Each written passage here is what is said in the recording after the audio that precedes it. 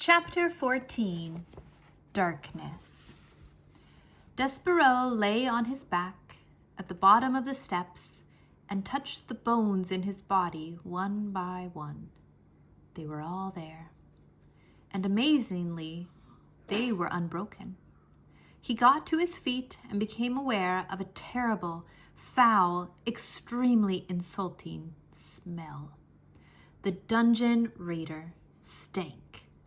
It stank of despair and suffering and hopelessness, which is to say that the dungeon smelled of rats. And it was so dark, Despereaux had never before encountered darkness so awful, so all-encompassing. The darkness had a physical presence, as if it were a being all its own. The mouse held one small paw up in front of his whiskers. He could not see it, and he had the truly alarming thought that perhaps he, Despereaux Tilling, did not even exist.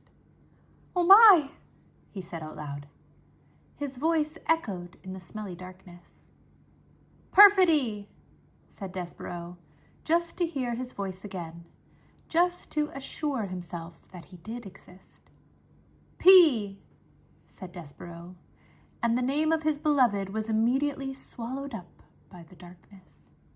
He shivered, he shook, he sneezed, his teeth chattered, he longed for his handkerchief. He grabbed hold of his tail. It took him a long, frightening moment to even locate his tail.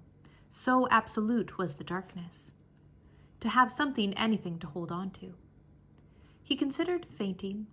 He deemed it the only reasonable response to the situation in which he found himself. But then he remembered the words of the threadmaster. Honor, courtesy, devotion, and bravery. "I will be brave," thought Despereaux. "I will try to be brave, like a knight in shining armor. I will be brave for the Princess P." How best for him to be brave? He cleared his throat. He let go of his tail. He stood up straighter. "Once upon a time," he said out loud to the darkness. He said these words because they were the best, the most powerful words that he knew, and just the saying of them comforted him.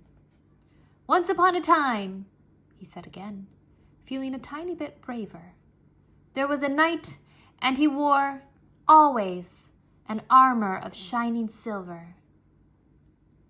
"Once upon a time," boomed a voice from the darkness. "A knight in shining armor? What does a mouse know of such things?"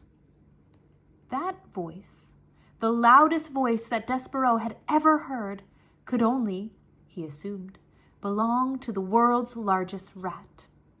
Despereaux's small, overworked heart stopped beating, and for the second time that day, the mouse fainted.